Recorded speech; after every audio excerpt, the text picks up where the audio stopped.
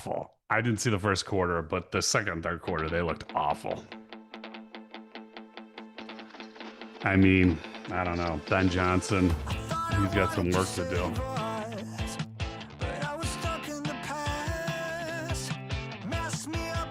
No. And they clearly do not, they're not capable of playing man, but I guess that's space. Yeah.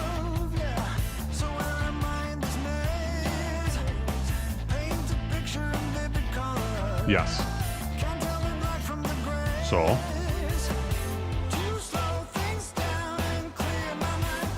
I can go.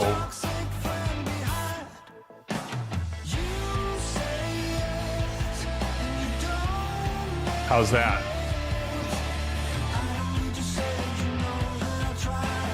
I mean, I can go less.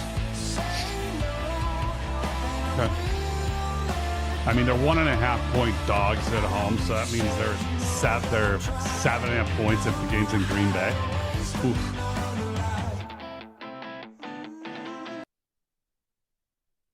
And now, here to help you know your number and grow your number live, the Lost Dog Network presents One Lucky Dog with Tom Sosnoff, Scott Sheridan, and a little bit of soul. Ooh, are you not wearing any pants? It looks kind of weird. Oh, stop. You can do whatever you want, but it looks weird. Okay, thank you. We're not getting an Ola. Oh, we're back. All right, here we go. Hi. Good morning. I didn't see everything go through. Happy Perfect. New Year, everyone. Happy New Year. Happy Festus. Happy New Year. Happy New Year. Well, I am very happy because I cleaned out all the crap from my house yesterday, so I feel like crap as in like old boyfriend's furniture, or crap yes is in stuff in the freezer. No, crap no as freezer in old, yet. as in kids' old boyfriends, girlfriends, like, you know, stuff from 3 houses ago. I called 1-800-GOT-JUNK and just take it all. It's great. Yeah, It's What's the market liberating. doing with recent news? What do you mean? Market's up. Market's always up. What do you mean? News doesn't What do I anything. mean? Oh my God, my hair. What? We take over countries. Doesn't matter. News. Right. Market goes higher. Market keeps going higher. Oh my God, I see that. Nobody Wow. cares. Yep. Wow. Everything's up today. S&P's Wow. up. NASDAQ up. Gold up. Bitcoin catching a bid at 94,000. Oil's up 63 cents. Booze up 42. Gold up 126. NASDAQ up 223. Silver up 574. VIX, depending on if you're looking at cash or future, cash up 41. Future basically unchanged. Bonds having the giant move, still within that 115.07 range, not moving. Your 114 puts, that seemed to be the play. Apple's down a little, AMD, the techs were up. Micron was up 10 or 11 pre-market. It's actually down 2. I know, that's the only thing that's turned around all day today. Micron. Yeah, but it's up Micron. $100 in like a week. I know. Pre-market, it was like 326. Yeah. Now it's 313. Yeah, that's the only. That's not what I actually. Even though I'm short Micron, that's not what I needed to turn around this morning. Me too. The silver at 77 after being 69.5 on Friday is no bueno. Yeah, I know. That's the painful way to start the year with a bad gold silver position. No, I have a good gold position on, but crappy silver position. But yeah, and. Yeah, I know. Anyway, this is One Lucky Dog, which is soon to be. Morning and welcome. Yeah. Our phone lines are open and ready to take your calls for the next hour. 989 Lost Dog. Monday through Thursday, Scott, myself, and Soul. 989 Lost Dog. We want this to be one of the most popular call-in shows on finance, business, entrepreneurship, whatever you want to talk about. We go for an hour every day, and hopefully as the year goes on, we'll be able to extend that to a lot more stuff. But don't be shy. Don't be shy. Give us a call. Don't be shy. We've got lots of emails too that we have ready to go. And this week, man, I think this is the official kickoff of 2020. What year are we? 2026? I think so. Okay. This is the official kickoff of 2026. That's right. So, what's your take? 2026, you ready to go? I am ready to go. This is going to be the year of the soul. I hope so, yes. I'm I going to saw run with the it. average length of time for I a am person going to to give run up. with it. Resolution is the 9th. So we got That tracks. a few more days. The funny thing I is didn't people start were mine yet. saying, you started your resolutions, but then you're like, well, let's just start Monday. Yeah, that's Because what I it was said. such a long weekend, That's what I said. right? Plus, it was a bad weekend for it's one of those weekends where in the middle of winter when you have 5 days, essentially a 5-day weekend, back to back, and all you're doing is watching football. And Literally. eating. And eating. And eating. Yeah. Exactly. Oh, I made a Katz's pastrami. How was it? It's great. I made Reuben's. So good. It was great. That was for New Year's Day, and everything else was, let's just say, dangerous.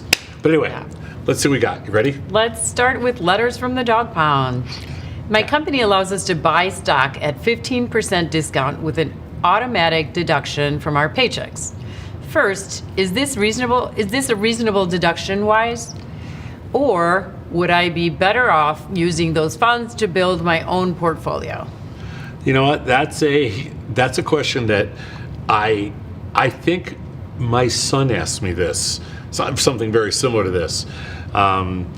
Because where he works, they said you can buy stock. I don't know if it's 15% or 10%, but it's pretty common, for people that work at large companies to be able to, and you can't blame the company. You want your employees invested. All right. So it makes sense to sell it to them at a discount. I think when we were bought out, I think you could do that. Could you have done that? I don't remember. Yeah, they do it. IG does it. Yeah. And to me, assuming that you're a believer in the company, if you're not, then you probably should be asking yourself why you're working there. 100%. Because Right, this so it is one depends of on the these that to company, me is just obviously. kind of quiet. You don't notice it. If you take the money out of your paycheck, obviously, yes, it is coming out, but it's not going to be the same thing as making a conscious decision to say at some point, I'm going to go in and buy stock. This just happens and it's automatic. So if you can afford to do it, 100%. Yeah. I mean, Yeah. it doesn't matter if it's 10%, 20%, whatever. If your company's throwing you a little bit of a bone here, Yep. and is it a reasonable deduction? Yeah, just for the reason Scott said. You know what? You don't really notice it that much, and it's a good way to build up some equity. Yeah, it's really amazing how if you have that money and then at the end of the year you're going to go, I'm going to invest it, you go, I'd rather do something else with it. But this is it's forcing your hand. So if you can afford to do it, 100% do it. It's the same thing, if somebody said if they were going to match your 401k, and we've talked about that, how many people choose not to do it? You're just leaving money on the table if you don't do it.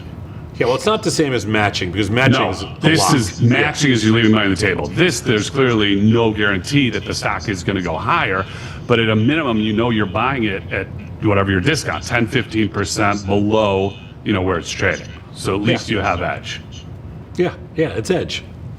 Anytime you have edge, you go for it. You go for it. That's right. I like it. Definitely. I mean, if you love your company, Well, You wanna invest even in if you it? don't love your company. Well, if you think you're leaving, you don't like your job, Yeah. you might not want to have equity in it. But even if you're like, you still do it. It's a good way to build up equity. yes. Sure. And again, You will care. It's easy, it's soft, it's quiet. Yeah. Not a lot of thought into it, just sign up for it. right. Yeah. Done and done. Don't be shy. Call in. Hey, Sol, you Yes? would know this if you got your Peloton, you said done and dusted. Oh. Well, one I'll be of- saying it soon. It's one of the I'm working on instructor's it. favorite lines at the end of the ride. Done and dusted. I will be working on it for sure.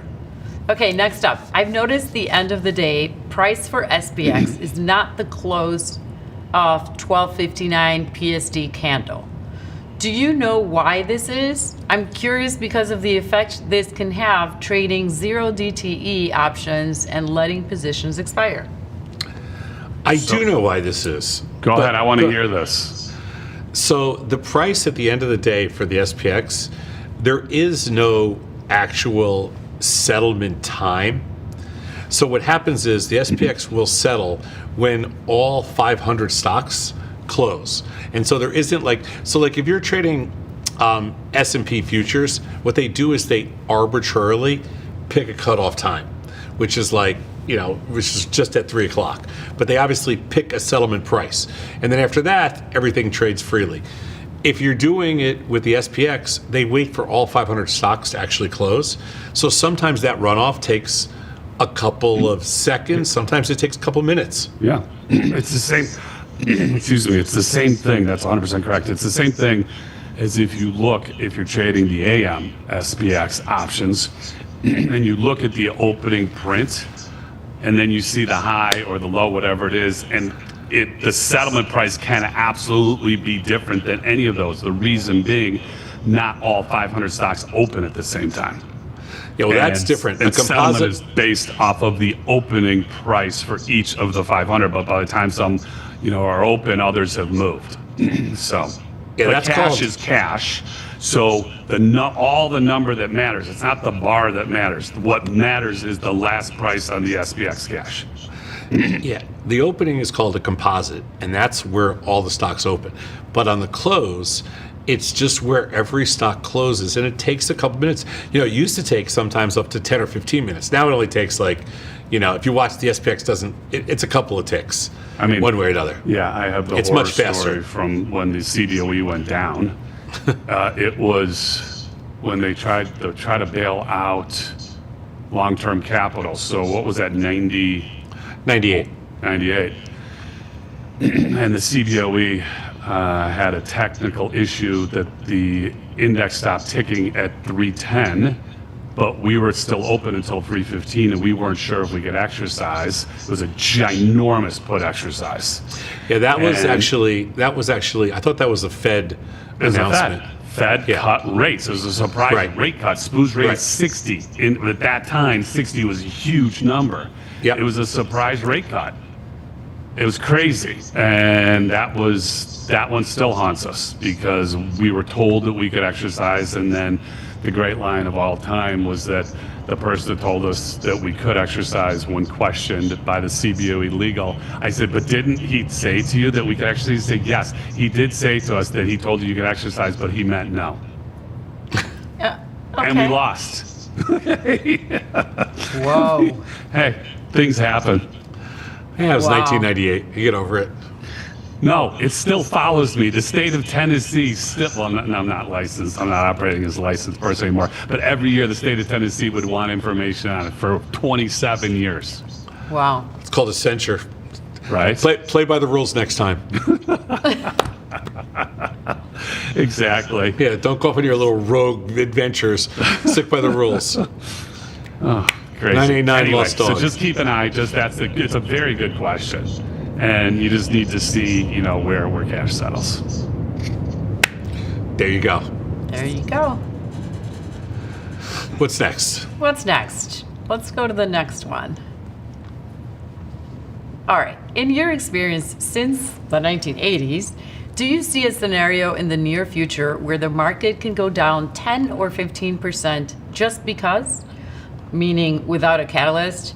In 2020, it was COVID. 2022, it was Fed rate hikes. 2025, it was tariffs. I'm wondering if they can ever just go down 15% on their own without crashing. No. there's a new rule. The simple answer is no. It's the uptick rule. We can only uptick. I'm going to jump in here because I love this question. The answer is of course. Of course it can. But what I will say, almost always, if the market goes down, there is a quote-unquote reason or excuse, like what Sol just read.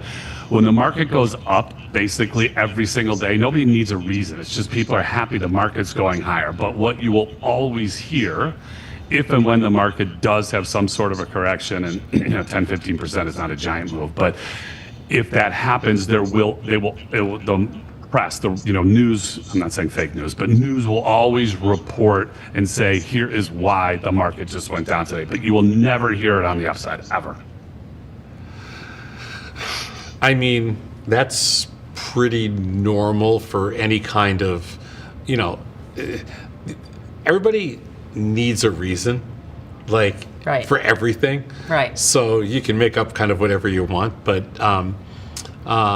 sure, yeah, we could go down 10 or 15%. You would think, sometimes without a reason. I think maybe We'll see. we'll see.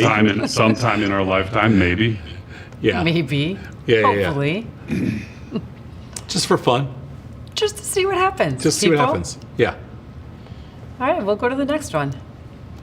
Okay, so in investing, do you require proof of concept or do you ever back exceptional people at the idea stage? Also, in your experience, do founders truly change from venture to venture or do the same traits and patterns simply repeat and amplify? I've rarely seen genuine paradigm shifts. This person says. Yeah. So, first of all, for investing, do we require proof of concept?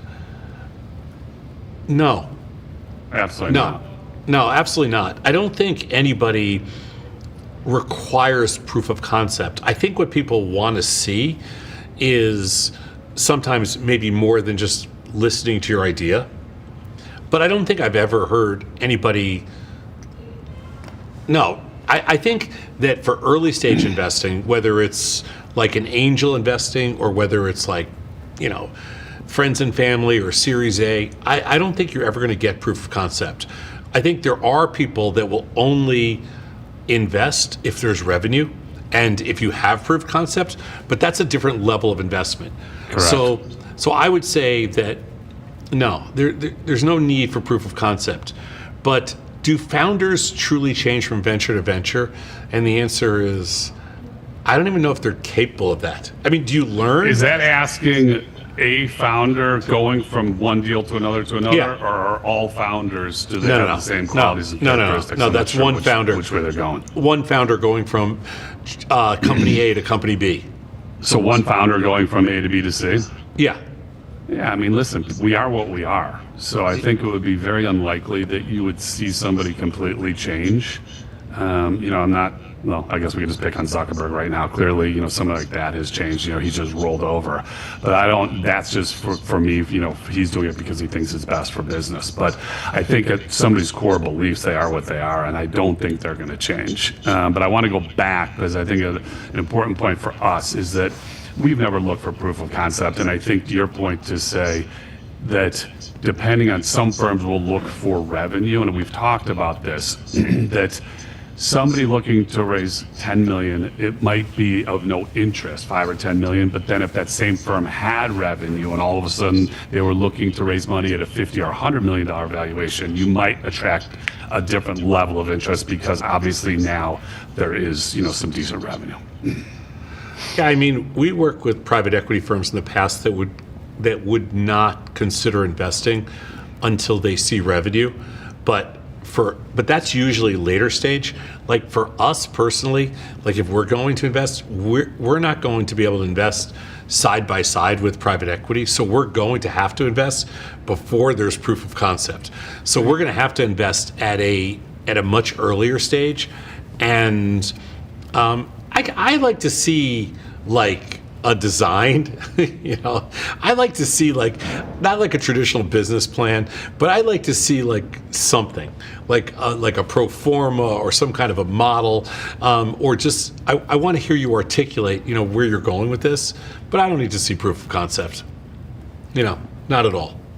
Good question. Yeah. Hey, we have a question in from the Dog Pound now, and then we'll get to a bunch of people on hold for calls. So 989, queue them up. We still have 2 or 3 lines open. From the Dog Pound, do you see the current market? Do you see the current market news? This is mostly from the whole situation in Venezuela, oil and war, as a value trap. Are markets pouring cold water on Venezuela's oil supply? Crude is plus 50 cents now for the day. Crude oil overnight, it opened down about 50 cents. It's up 50 cents now. That's kind of normal. Like a $1 move in crude oil is a pretty normal intraday move. Yeah. So I would say that the market just swallowed up what happened over the weekend in Venezuela, and it just said, doesn't mean anything. right? I mean, do you have something different? I completely agree. It's funny because Levi said to me, what's oil going to do before the market opened? And I said, I have absolutely no idea. My guess is, I said, I don't think it's going to do much. I don't think the fact that we just did what we did is a surprise. So I think, the market knew that this was coming. And obviously, whatever we're going to get out of, whatever's going to come out of Venezuela doesn't seem to be plus or minus anything. It's not cutting off supply or adding to it. So I had to look it up. I wanted to see what percent of our oil comes from Venezuela, and it's about 8%. So for the U.S. So, obviously stock market likes it, strong. It's strong. Go America. What doesn't the stock market like nowadays? I don't think it has anything to do with oil right now. Yeah, I just think the stock market doesn't. I think that when there wasn't any disruption or the perception of disruption, the stock market didn't care. And it just went along its merry way and decided it wanted to go higher. Path of least resistance. Yeah, path of least resistance, never sold, dull market, all that crap. Yep. Yeah, this is a new 69.47. I think that's a new high in the S&Ps. No, not even close, sir. No? They weren't over 7,000, so it has to be close. Cash, SPX cash right now is 69.05, and the 52-week high is 69.45. So we're 40 points away. Oh, okay. Well, it's close enough. Close. It's with a stone's throw. Yeah, we're going to jump to Brett. Hey, Brett, what's going on? Brett from Wyoming. Hey, Brett, what's up? Did you finally get any snow out there in Wyoming? Good morning.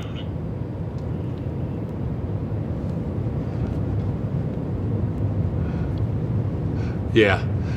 It's depressing watching these ski areas with no snow. Yeah. What's up? Okay, so anyway,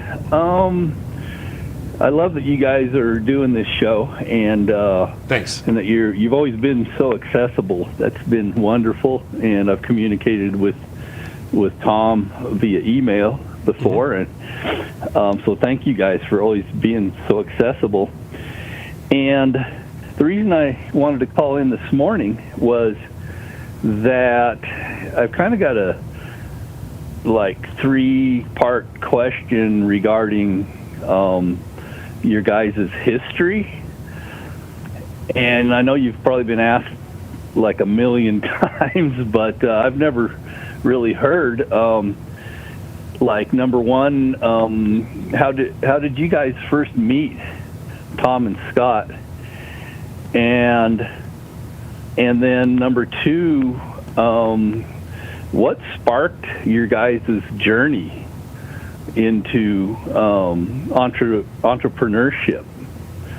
What sparked that? And then lastly, what do you guys feel has been the biggest impacts that you've made in the trading world? I mean, it's obvious you've made huge impacts, but I'm just kind of curious what you guys are, maybe proudest about, or, what's your biggest impacts that you feel you've made. Thank you. Wow, thanks, Brett. Do you hire a PR team? Brett's our new PR team. We're gonna. Yeah.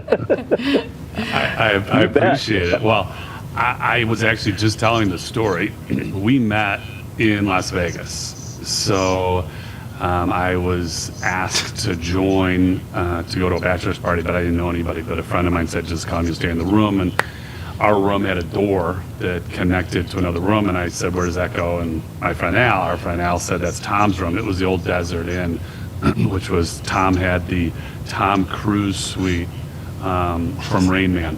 So I opened the door and I just looked at this room and I said, who's Tom? And unfortunately, Al had to leave. He had a problem at home. He had to leave the next day.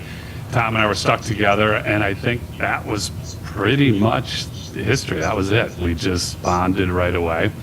Funny story, I think, Tom, we actually played tennis, which the thought of playing tennis in Vegas is a hard no-go, but we were obviously ambitious back then. So, and then my answer, what am I most proud of? I mean, I'm proud of all the things that we have done, but clearly what we have done collectively, and it is a collective we. It's not just me and Tom, but it is a collective we. What we did with Thinkorswim and what we did with Tasty are amazing, and I have no doubt that what we're going to do with Lost Dog is also going to be, up in those, the same levels. So, Yeah, thanks, Brett, for the it is a fun PR call. Right. I don't think you ever plan anything.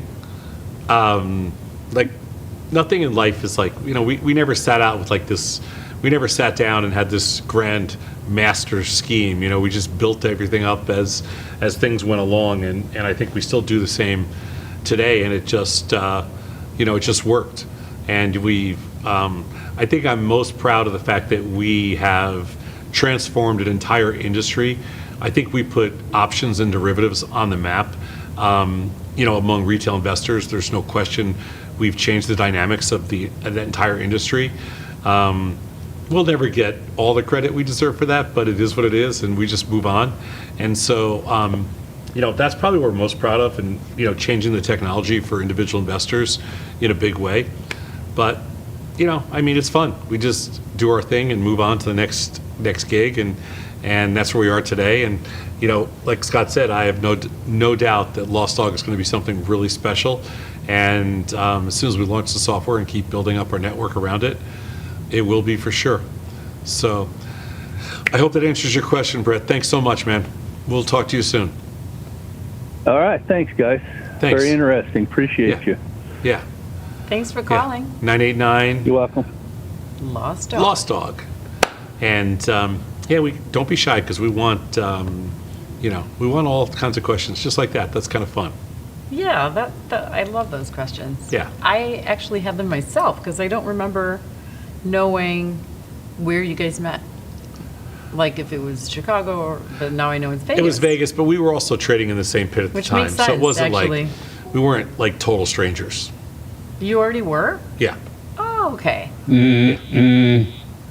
I don't know if I had moved over yet. Probably close. No, I was in there already. I must Yeah. have moved in. Yeah, you were early there. access already. Yeah. Yeah. And who's Al? Do I know Al? Maybe.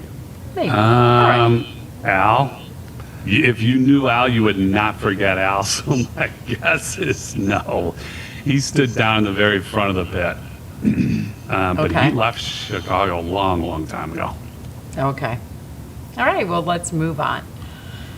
So next question is, when IV is low and I want to buy defined risk spreads, does it make more sense to buy tighter debit spreads, such as $1 or $2 wide spreads, and increase the number of contracts, or to buy wider spreads, such as $5 or $10 wide spreads with fewer contracts? So, lucky thing here, we have done a gazillion hours of research and over the last 15 years. And one of the pieces of research we did is exactly on this topic. Is it better to add more contracts, or is it better to widen out the strikes? What do you think?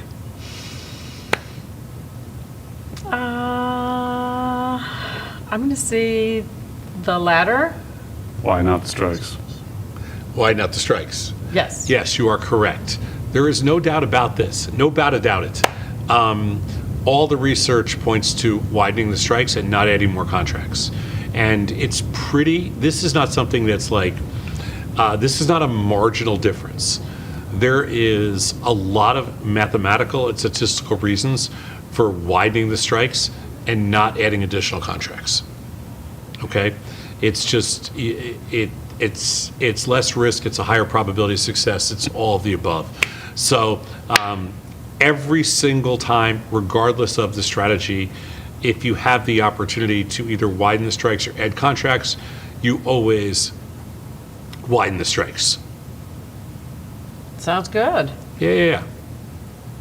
I have another letter from the dog pound. If you guys in the back room can help me go back to it.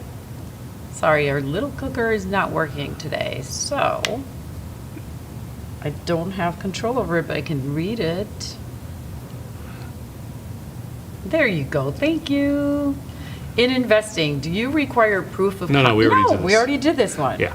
You know, S&P, while I you're, do have more. while you're pulling up the slides, S&P's up 53. Now, last night when they opened, it was like they were like a couple handles higher, 6, 8 handles on Sunday night. I'm thinking to myself, okay, this is nothing really special. So I was offering some futures up about 15 handles and didn't get filled. And so I'm like, all right, I'll just, I'll wait this out till this morning. And then this morning they were up, 20 handles, then 30 handles, then 40 handles. Oh, 54. Now at 54.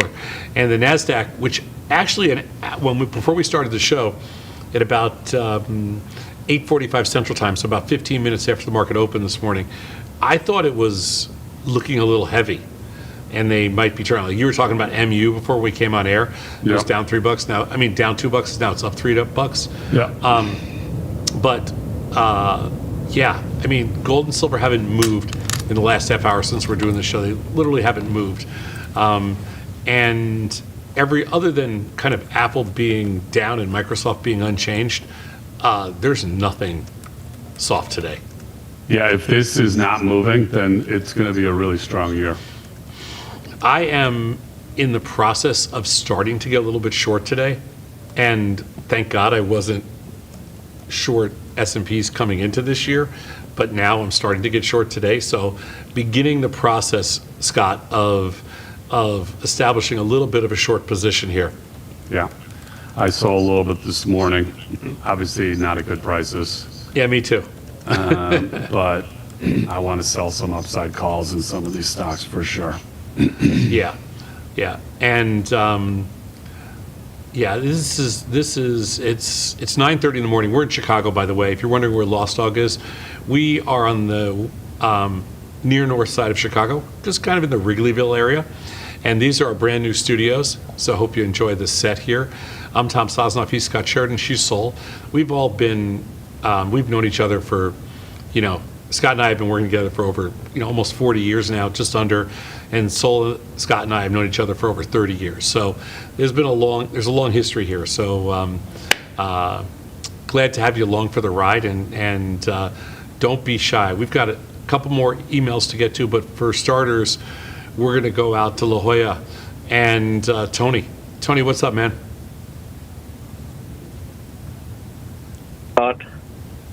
Hey, Tom. How are you? Happy New Year. Uncle Tony. You did not say Uncle T. What about me? I don't get a happy New Year. Hey, Scott. Happy New Year. Of course, I said it, but I think I heard a beep, and I think the computer didn't pass my voice through. How are you, both of you guys? How are you, Tony? Happy New Year. I'm Happy New Year. Everybody's doing well, thank God. Great. So, are the grandchildren arrived or not yet? No, we're on baby watch right now. Oh my God! any day, any hour. I'm on 24-hour call here.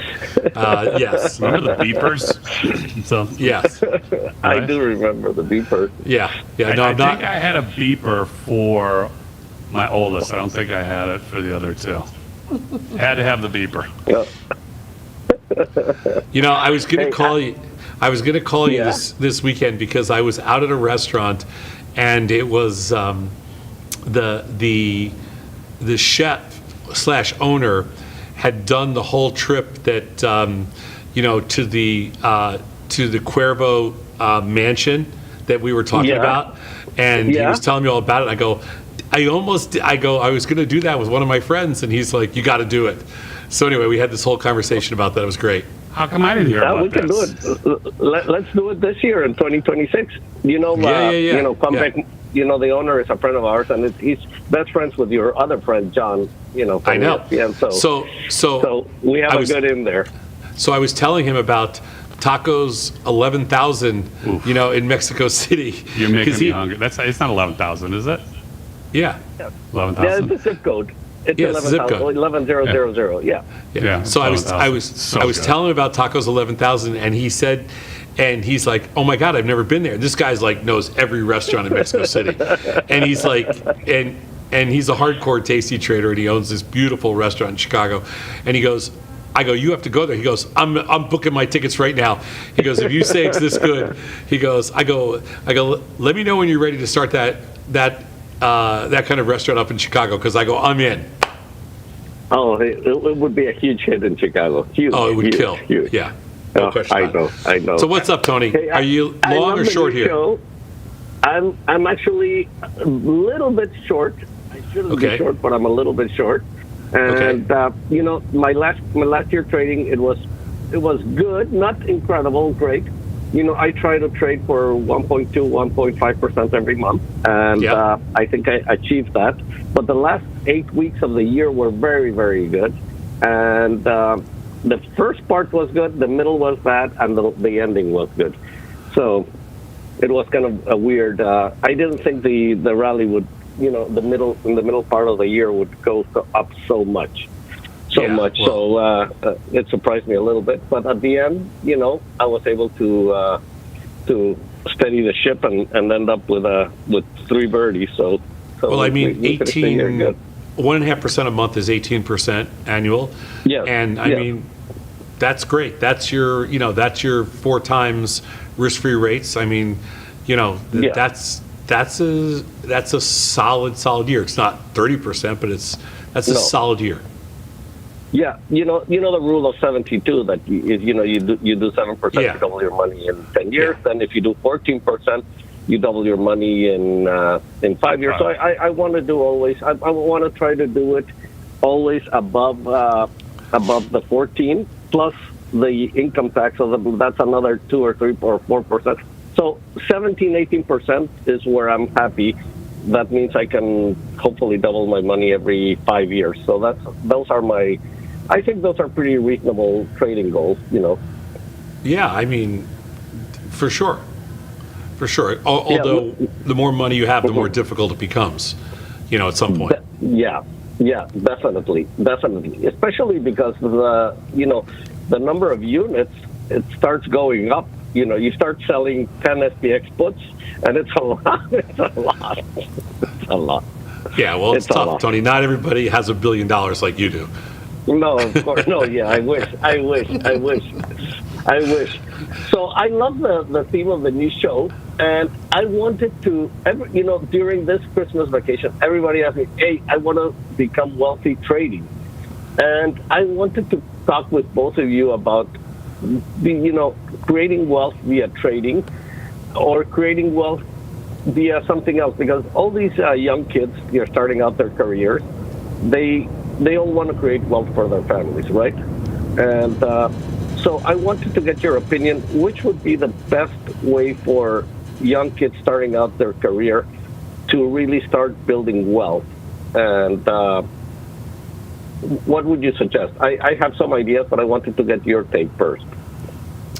Well, first of all, I think it's a combination of the two. It's not one or the other. But the thing that I think trading does is it opens up it kind of opens you up to understanding what risk-taking is all about, and it opens you up to understanding how difficult it is to truly build wealth without taking risk.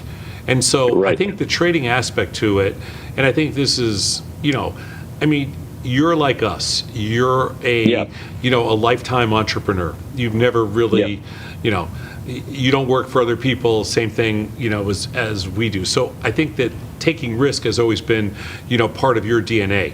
But for your kids and for my kids and for all the young people out there, it's not necessarily part of their DNA. And so I think the thing that trading does is it opens up kind of a whole new universe and to risk taking. And now you might go the trading / investing / finance route, or you might take some other route, but at least what it does is it opens that door. Yeah. I agree totally with you. I've been a risk taker, you too, but trading improves your risk taking. I also added to these guys that number one, they have to live below their means. That means spend less than they make, or else they're going to be in financial Millennials trouble. don't like that, Tony. Millennials don't like that. I know. Millennials and Gen Zers do not like.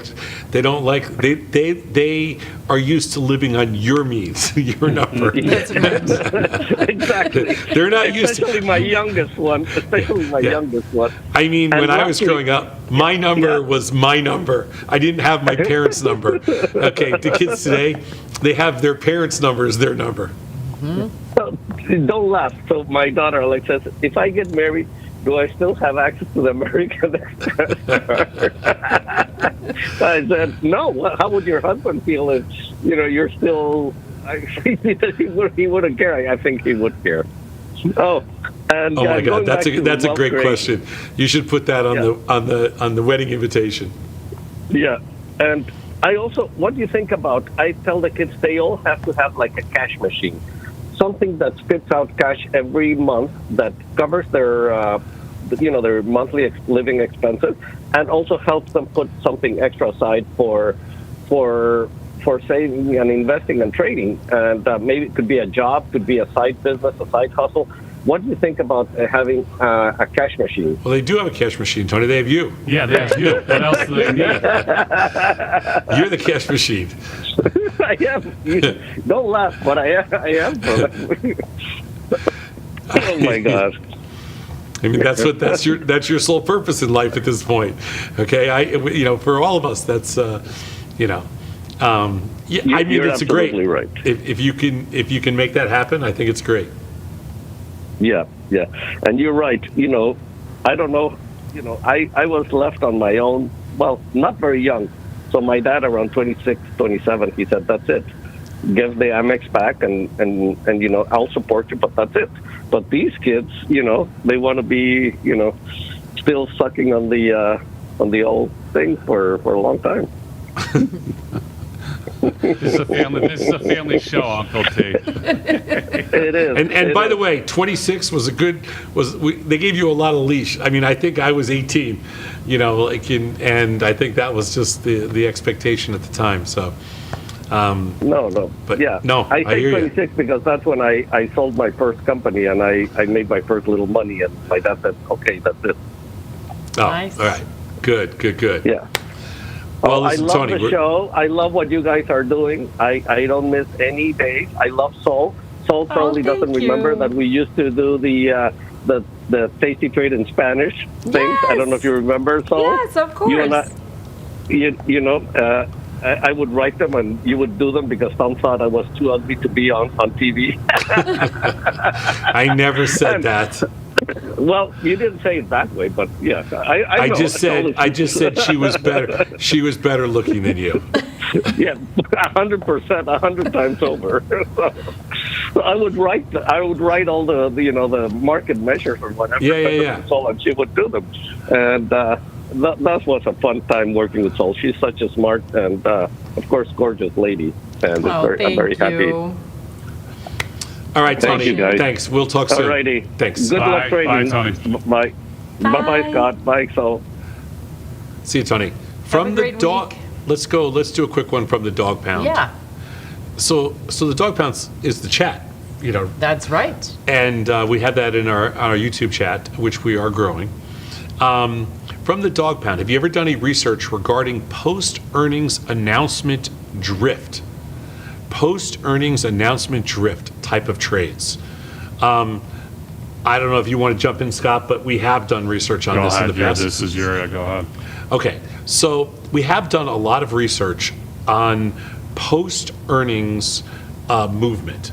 And a lot of people are going to think that there's some, here's the crazy thing about earnings movements. And I know that everybody's going to think, oh man, it's been a bull market for 15 years, so earnings, everything goes up. The crazy thing about earnings is they're either 49.51 or like 52.48. Like they're wrapped around 50-50 whether stocks go higher or lower. As much as you think, oh man, earnings are always bullish and this kind of thing, the actual movement after earnings is just 1 or 2% off of 50-50. And post-earnings announcement drift, you think, okay, well, if it's a positive earnings, there's going to be some more upside pressure after that. And I like to think that that's the case. And downside earnings, there's going to be more downside pressure. But the reality is, after 24 or 48 hours, it's completely random. Completely random. Like sometimes there's a little bit of follow through, like maybe the rest of the day or the next day or that kind of thing. But it's almost like any type of binary event. 24 to 48 hours afterwards, the future of that is absolutely random. There's no discernible movement or drift in either direction. Just because something has good earnings, and you can see it, like Micron recently had really good earnings, and the stocks continue to go higher. So you think you can make the argument, wow, that this post-earnings drift is really viable. But then the other side of it, after Oracle had like massive, jumped up 100 points at earnings, it didn't have an uptick again for the next 2 months. Things like that, they go both directions, and especially in this bull market, a lot of stocks that have had sharply lower openings after earnings have worked their way higher a month later, and stocks that have gone higher have worked their way lower a month later. So the answer is, as much as you'd like to think that there's something there, 24 to 48 hours later, it's completely random. And we're getting into this. Talk about earnings. We're starting. I'm just pulling it up right now. Next, or the week after, we've got J.P. Morgan on the 13th.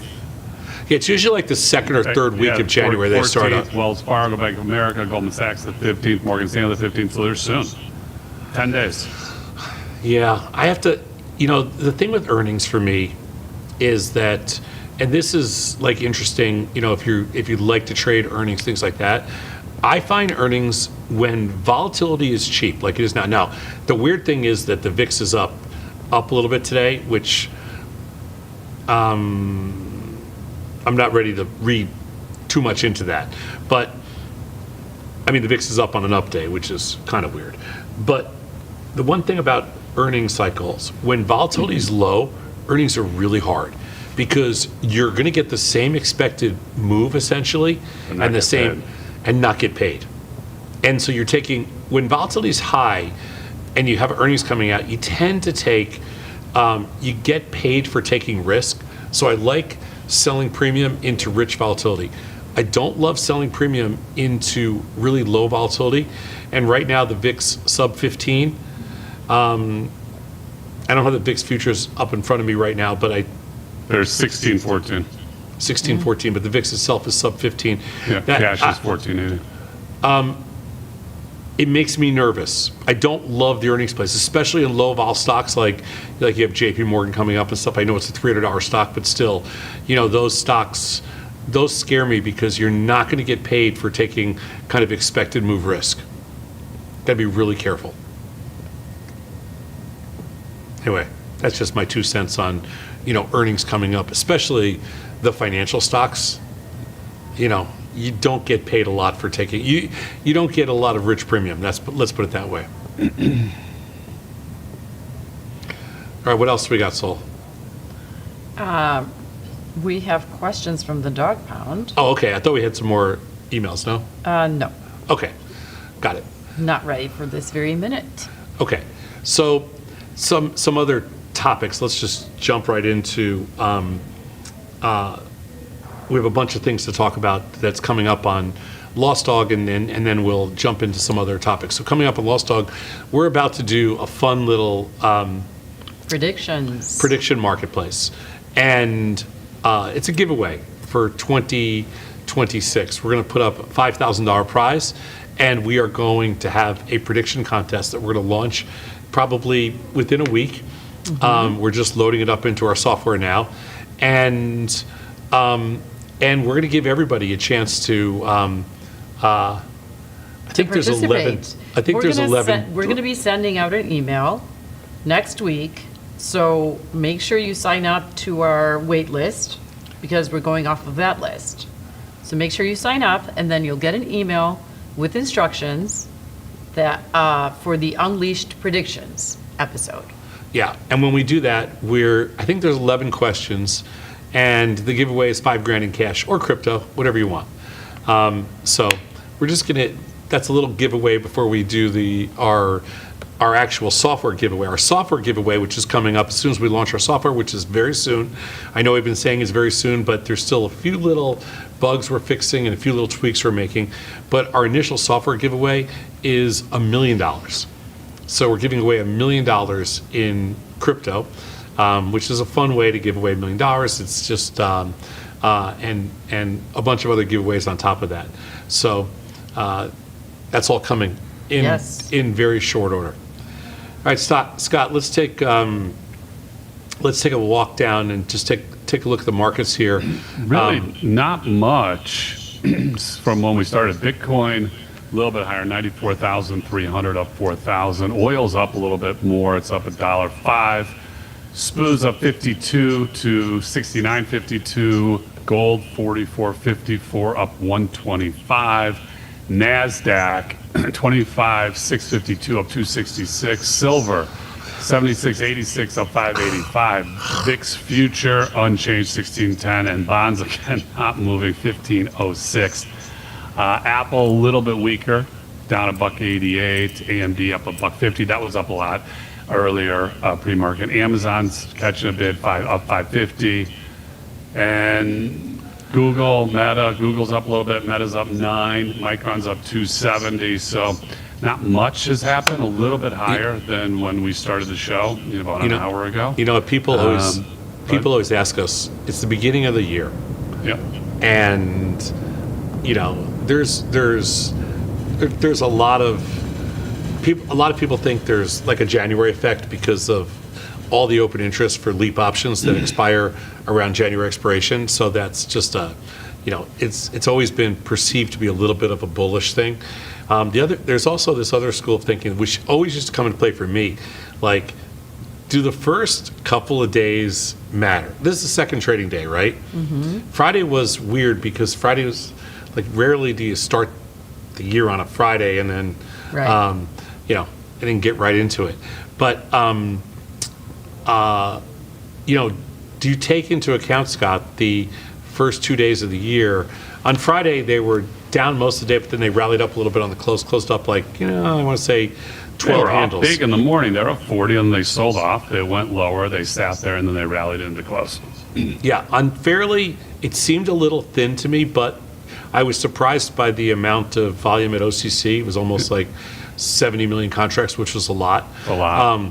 We all consider we're trading 45 million, throughout most of the holiday. But today they're up 50. So in the first 2 days of the year, we're up a little over 1%. You read anything into that? Well, that would be a good year if we average that for the market, for the bulls. That would be very good. I don't read anything into it. I think Friday to me was, even though it was busy, I don't really consider that to be the start. I consider today. So we'll see. Path of least resistance still seems to be higher. I'm selling into it a little bit here. And, silver is not making me happy. The fact it traded down to 69.50 on Friday. Yeah, you took me down there. I mean, I was going to cover some, but my basis is lower than that, so it wasn't even a break even. So I held on. Good thinking. And I know, good thinking, right? Yeah. So I didn't. So I actually didn't cover anything, and I'm long gold, which is the good thing.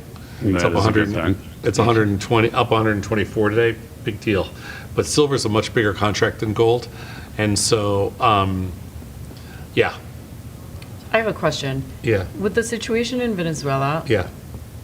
like, where nothing is said and done, everything seems to be unstable right now. Oh, you think? You don't think Marco Rubio running Venezuela is a stable situation? I'm gonna say no. So You don't think Marco what do Rubio you and Pete think- Hegseth can run Venezuela? They can go run the country? Yeah, sure. It's going to be awesome. They can't tie their own shoes, let alone run a country. Right. But sure. So how come none of that is showing in the market? Well, first of all, from a global perspective, Venezuela, a bunch of things. I mean, Venezuela was, from a global GDP standpoint, outside of the oil, Venezuela is a relatively small player in the globe. Also, their president was a crook and a criminal, and so him being gone is not necessarily a bad thing. It's just, it's just, I don't think America should be running Venezuela, or I don't think, worse, Trump should be running Venezuela. But I do think, and it's obviously not, for whatever reason, it's not that disruptive to the market at all. Yet. But Yet. I do think Well, that that's what I'm wondering. When are we going to see anything happen? I think we're going to have to see how this plays out. So this is the 1 yard line going the other way. There's 99 yards to go here. So, the concern is, are we getting back into another, Iraq situation? Are we entering into an arena that we shouldn't be entering into, because it just feels to me like this is not going to be that easy to get out of? Personally, I think that, it was a mistake what we did. I think this is green lighting China if they want to go into Taiwan. That would be significantly different and much worse for us if that were to happen. Why it's not having an impact on the market, I think, is because, as Tom said, they're a small player and there's no risk of other countries getting involved here. If something happened with China and Taiwan, you're talking a very different story. The risk is that it happened, just like Scott said, the risk is that it happened, it sets a really bad precedent, and it opens up a lot of global risk that I don't think existed. There were certain boundaries. Correct. But I thought it would be showing up in the market already because of that. Part of our democratic process was just ignored in this case, and I think that sets. Yeah, part. I think that sets a really. Nice of you to say, but I think that sets a really dangerous precedent. And I think that's the bigger issue. I don't think the issue is necessarily Venezuela. I think the issue is that the precedent's been set, and that opens up, just because Russia decided to invade Ukraine doesn't mean we can, there's all these different things. It's not a good thing. I actually spent a few minutes watching AON and Newsmax, I just wanted to see what they were talking about. Okay. Why do you do that to yourself? Just watch TikTok. You'll be so much better off. I probably should, but I'm not on TikTok, but I might have to get on TikTok now. Yeah. So, according to those stations, the liberals, the Dems, the leftists, are going to say that this was an act of war and it needed, congressional approval. But clearly to them, this was not. This was just a security issue. Sure. So this is now how we're framing it. My favorite comment of the whole weekend and listening to this was that the reason that Congress wasn't informed about this prior was due to the concerns that this administration said that they're not going to be able to keep it quiet. So now the administration is doing everybody a favor by not bringing in Congress, by not following the Constitution. And, the amount of people that believe this and want to fall in line, it's very alarming. Yes, it is. We're gonna jump to John in San Diego. John, what's up, man? Before we have to close out the show, what's up, John? Hey guys, John out in San Diego. Can you hear me? Man. Yeah, we hear you perfect. Hey, Chicago transplant out here in Southern California now. So love hearing you guys. Always get a lot of nostalgia and home vibes. So thanks for doing the show. Yeah, sure. What's up? Thank you. Cool. Yeah, I've been having a margin account for years, mainly long positions. Messed around with some options over the last couple of years. Really interested on your guys' take on scalping strategy, sort of momentum trading scalping. Yeah. Been heavy researching it, doing it on paper for a couple of years now, and just want to get your thoughts on that. Well, you're talking to two scalpers. I mean, we've been doing it our whole life. So it's not something that's foreign to us by any stretch. I think I started scalping in 1981 and I've never stopped. I've already made like 5 or 7 scalps already this morning. It's something that I love to do because it keeps me very close to the markets and it keeps me fully engaged. I'm not sure how much money it ultimately makes me. I think I'm pretty positive over the years, net, but I do it more for, it's kind of a love of the game. It's more for engagement, and it keeps my mind working. It's engagement. It keeps me really attuned to all the different underlyings, and I'm very clued in on like so many different markets because of the fact that I do scalp, and I mostly scalp futures, but I also scalp I will occasionally scalp some stock, and I will occasionally scalp some. This morning I scalped some calls and some short calls, and I will occasionally scalp stock. But for the most part, about 80% of my scalps are futures, just because it's just easier. Leverage, tight markets, simple. But I will scalp stock, if there's a specific stock that I'm interested in, and I will scalp, calls or puts occasionally. I'm totally agree. Yeah, I love the idea of getting in, getting out, right? Not leaving anything on the table and just being done by the end of the day, clocking out. Oh, yeah. I mean, we're usually way inside at the end of the day. I mean, that would be a crazy long scalp for us. I mean, for the most part, most of my stuff is, a few minutes to a few hours max. But yeah, you're right. End of the day is, I'm on my scalps, I'm relatively flat.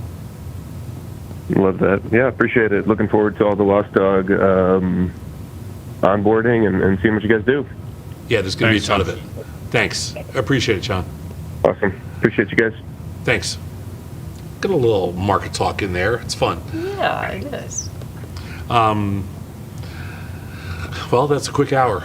I have a last comment. What do you got? From the dog pound. Does this Venezuela situation remind Tom at all about the limit up situation when Desert Storm was announced and Tom had his best trading day ever? No, it is not the same thing, because when Desert Storm was announced, the expectation was we were going to open down limit. We opened up limit. Correct. I don't remember what year it was. I want to say it was 1992 or 94. I don't actually remember the year. 92. I'm going to say 92. 92. But we thought we were going to open down limit, and we opened up limit. That is completely different. This morning, I thought we were going to open unchanged, and we basically opened unchanged.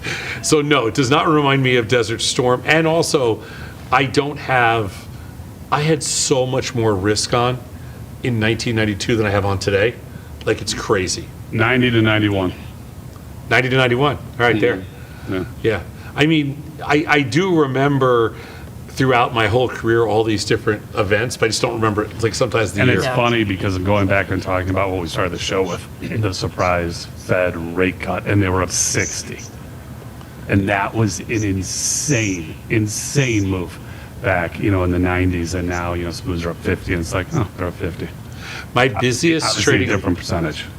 my busiest trading day ever for like the first 10 years of my career was one day when the Dow was up 40 points. Yeah. I was going to say my busiest day ever, SPOOs were unched.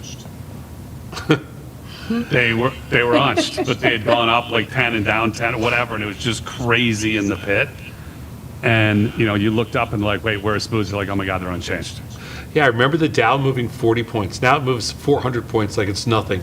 But I remember the Dow moving 40 points, and it was my busiest day ever. I was so tired at the end of the day. I was drenched in sweat. It was like, I don't know how many contracts I traded, and it was, I just can't believe it. And now it's like, now it's a joke. Like Scott said, 10 points used to be like, oh my God, we missed the crash. Yeah. So I don't know if you remember, but back in the day, 5 points was limit on the open. Yeah. 5 points. Again, This is crazy. 50. They move 5 points now. If you turn away and don't look at the screen for a second, they move 5 points. Right. If you go to sell a 5 lot. Yeah, crazy.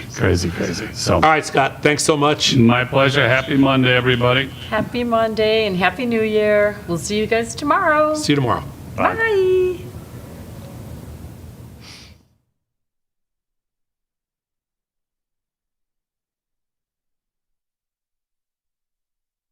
Well, that worked really well. Can they hear me? Okay, that worked really well on my end, except just Peter, at one point, I could